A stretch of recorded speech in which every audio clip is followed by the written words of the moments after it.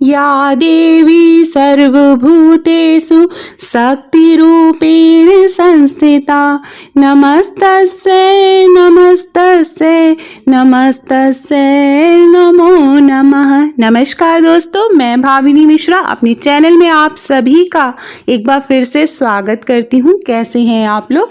आशा करती हूँ आप सब स्वस्थ और सुरक्षित होंगे। सर्वप्रथम आप सभी को नवरात्रि पर्व की बहुत बहुत शुभकामनाएं। ये नवरात्रि हम सब के जीवन में ढेर सारी खुशियां, सुख, समृद्धि और ऐश्वर्य लेकर आए। इस वीडियो में मैं आपसे शेयर कर रही हूँ नवरात्रि पूजा की सरल पूजा विधि और संपूर्ण पूजन सामग्री। कलश स्थापना कैसे करते हैं, बहुत ही सरल तरीके से जौ कैसे उगाते हैं, तो बहुत ही सरल तरीके से पूजा विधि मैं दिखाऊंगी। आपके पास सामान न हो, कम सामान में भी आप आसानी से पूजा कर सकते हैं। तो सबसे पहले हमें ये दुर्गा माँ की फोटो प्रतिमा चाहिए, आपके घर में रखी हुई हो। कलश चाहिए इस तरह से, आप चाहे तो जो है पीतल का कलश भी ले सकते हैं। मिट्टी चाहिए बालू से मिली हुई, नारियल चाहिए, जौ चाहिए, जौ लगाने के लिए ज्वारे जिसको बोलते हैं। उसके साथ धूप दीप चाहिए, कलावा चाहिए, गणेश जी की पूजा होती है तो जनेऊ चाहिए, तिल का तेल या आप देसी घी भी आप ले सकते हैं, सुपारी चाहिए, हल्दी चाहिए, रोरी, अक्षत, हल्दी, कपूर पूजा के लिए, धूप दीपक, आरती, धूप दीपक। तो इस तरह से आसान चीज़ें जो घर में आसानी से पूजा के घर में आपको मिल पाएंगी वो सारी चीज़ें चाहिए। कलश भी आप चाहें तो घर में आपके पीतल का कलश हो तो आप वो कलश, उसी कलश से आप स्थापना कर सकते हैं। नारियल की ज़रूरत पड़ती है, फूल, माला, फल फूल जो आप आसानी से उपलब्ध करा पाएँ। माता के लिए चुनरी, नई चुनरी चढ़ाई जाती है। आप चाहें तो पुरानी चुनरी भी धो के अच्छी तरह से सुखा के उसको आप चढ़ा सकते हैं, अगर नई चुनरी हो तो बहुत अच्छा है। और इस तरह से आप माता की चौकी भी सजा सकते हैं। कुछ पुरानी चुनरियाँ पड़ी होती हैं, आप उससे सजा सकते हैं, साड़ी के दुपट्टे, लेकिन साफ सुथरे होनी चाहिए। तो इस तरह से मैंने माता की चौकी सजाई है बहुत ही सरल तरीके से। एक चौकी ली है, उसके ऊपर लाल रंग का वस्त्र बिछाया है। माँ के लिए लाल रंग का जो रंग है वो बहुत ज़्यादा महत्वपूर्ण होता है, तो लाल रंग की चुनरी और लाल रंग की चौकी पे वस्त्र बिछाया जाता है। सबसे पहले आचमनी करेंगे, गंगा जल से स्थान को पवित्र करेंगे इस तरह से। उसके बाद माँ की प्रतिमा या फोटो या मूर्ति अगर आप लाए हैं तो वो आप स्थापित करेंगे। अगर आप नई मूर्ति लाते हैं तो आप नई मूर्ति भी स्थापित कर सकते हैं, फिर उसका आप विसर्जन भी कर सकते हैं। ये मैं मंदिर में फोटो जो पूजा करती हूँ रोज, वो फोटो मैंने ली है।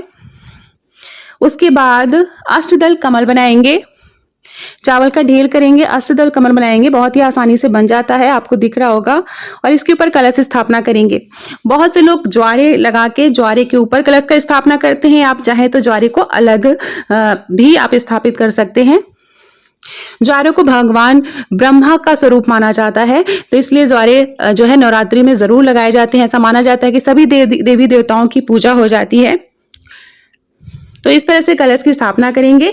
कलश में जल भरेंगे, जल में आप रोरी, अक्षत डालेंगे, हल्दी डालेंगे, फूल डालेंगे, आप चाहें तो 1 रुपए का सिक्का डालेंगे। ऐसा करने से घर में धन धान्य की कभी भी कमी नहीं होती है। उसके ऊपर कटोरी से के ऊपर चावल भर के रखेंगे। ऐसा माना जाता है इसमें चावल भर के रखने से भी घर में कभी भी अन्न की कमी नहीं होती है। तो इस तरह से देखिए, आप देख सकते हैं मैंने बहुत ही सरल तरीके से एक चुनरी लगा दी है। उसके पर आम के पत्ते लगाएंगे।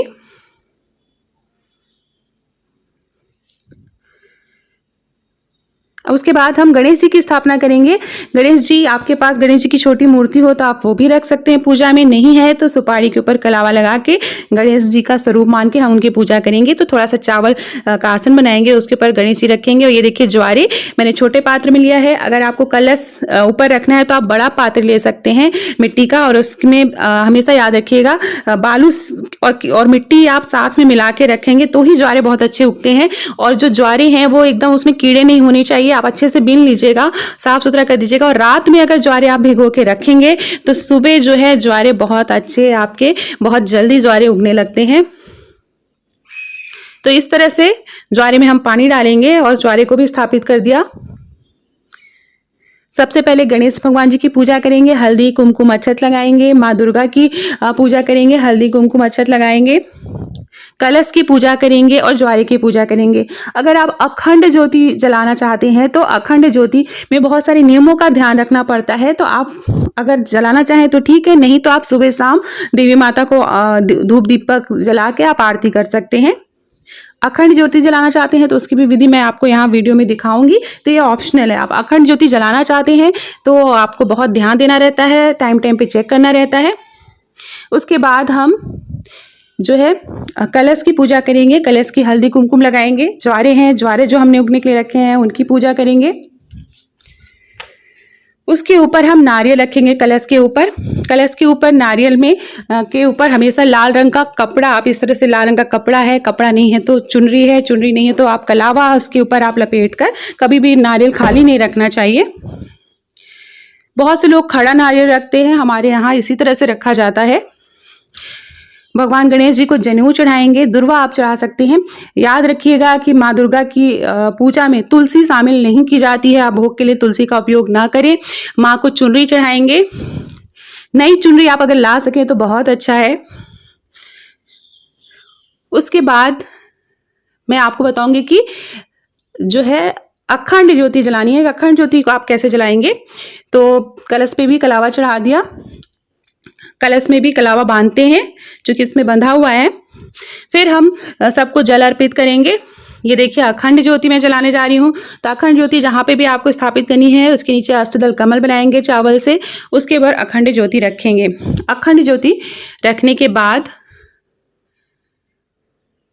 चंदन लगाएंगे, लेकिन जलाने के बाद भी पूजा विधि से की जाती है। तो इस तरह से हम पूजा करेंगे। माँ को याद करते रहना है। पूजा में अगर घर के सभी लोग शामिल हो तो बहुत अच्छा है। फूल अर्पित करेंगे। माँ को गुड़हल का फूल बहुत पसंद है, लाल रंग का फूल, अगर गुड़हल मिल पाए तो आप ज़रूर अर्पित करें, या गुलाब लाल रंग का आप चढ़ा सकते हैं। इस मौसम में गुड़हल के फूल आते हैं। भगवान गणेश को पीले रंग का फूल चढ़ाएंगे। जहाँ पर ज्वारे आपने लगाए हैं वहाँ पे भी पूजा करेंगे, वहाँ पे भी फूल चढ़ाएंगे, कलश पे फूल चढ़ाएंगे। तो ये देखिए ये घर में रात रानी का फूल था तो उसको भी मैंने स्वस्तिक बना दिया, यहाँ पे पूजा में शामिल कर लिया। तो इस तरह से बहुत ही सरल तरीके से पूजा की जाती है। और नवरात्रि के जो पहले दिन है माँ को देसी घी का भोग लगाना चाहिए। अगर आप देसी घी का भोग लगाएं तो माँ बहुत ज़्यादा प्रसन्न होती हैं। उसके अलावा आप जो भी आसानी से आप बना सकें माँ के लिए अपने हाथों से बनाकर भोग जरूर चढ़ाएं, फल फूल चढ़ाएं। तो इस तरह से फूल माला चढ़ा देंगे। तो बहुत ही सरल विधि है, आसानी से कलश स्थापना हो गई। अखंड ज्योति जलाएंगे, अच्छे सच्चे मन से याद करते हुए अखंड ज्योति जलाएंगे। मंत्रों का उच्चारण भी किया जाता है। तो ओम दुर्गाय नमः, आपको कोई मंत्र नहीं आता है अखंड ज्योति जलाने का तो ओम दुर्गाय नमः का आप जाप करते हुए सच्चे मन से आप ज्योति जलाइए, तो देखिएगा वो ज्योति जलती रहेगी 9 दिनों तक। तो इस तरह से बस ये है कि जब भी आप कलश स्थापना करते हैं घर में या अखंड ज्योति जलाते हैं तो एक लोग को घर में ज़रूर रखना चाहिए। घर में ताला लगा के आपको बाहर नहीं जाना है। तो ये छोटी छोटी बातों का नवरात्रि में ध्यान रखना है। साथ में लहसुन प्याज का आपको 9 दिनों तक त्याग कर देना है। अगर आप 9 दिन व्रत रहते हैं तो अच्छा है, नहीं रह पा रहे हैं तो प्रथमा और अष्टमी के दिन आप व्रत रह सकते हैं। कलश स्थापना आप कर लीजिए, ज़रूरी नहीं है कि आप 9 दिनों तक व्रत रखें।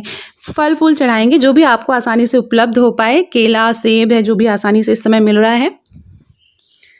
तो ज्वारे को आप अच्छी तरह से उगे तो सुबह शाम आप ज्वारे में बहुत ज़्यादा पानी नहीं डाल देना है, पानी का छिड़काव करते रहना है 2 या 3 टाइम। तो देखिएगा आपके ज्वारे बहुत अच्छे हो जाएंगे। बस याद रखना है ज्वारों को रात में आपको भिगो के रख देना है। सुबह अगर आपको माता के लिए ज्वारे लगाने हैं, माँ को श्रृंगार का सामान चढ़ाएंगे। श्रृंगार का सामान नहीं होगा तो आप चूड़ी और बिंदी ज़रूर चढ़ाएं। माँ को सिंदूर लगाएंगे। तो सिंदूरा आप जो भी पूजा में आप सिंदूरा शामिल करते हैं उसी सिंदूरे से आप सिंदूर लगाइए इस तरह से। और बाद में पूजा में आप सुहाग ले सकते हैं माँ दुर्गा से। तो ये इस तरह से सरल तरीके से हम घर में कलश स्थापना कर सकते हैं।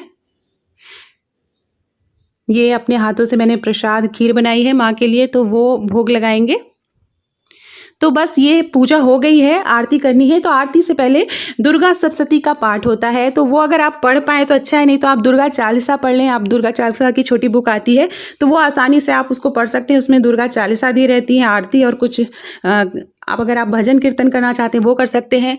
दुर्गा सप्तशती का पाठ है तो वो पूरा पाठ आप 9 दिन में पार्ट वाइज डिवाइड करके भी कर सकते हैं।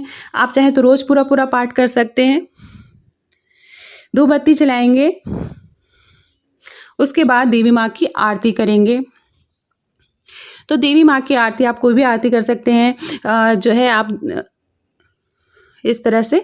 तो जब भी घर में सुबह शाम आरती करनी है, जब भी आप इस कलश स्थापना करते हैं, माँ दुर्गा का आह्वान करते हैं, तो 9 दिनों तक सुबह और शाम आप ज़रूर आरती करिए, धूप दीपक जलाइए। घर के सभी सदस्य पूजा में शामिल हों, इस बात का ध्यान रखेंगे।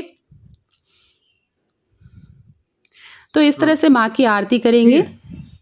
उसके बाद जो भी भोग लगाए हैं, भोग को आप चारों तरफ से जल से घेरा करेंगे और माँ को अर्पित करेंगे।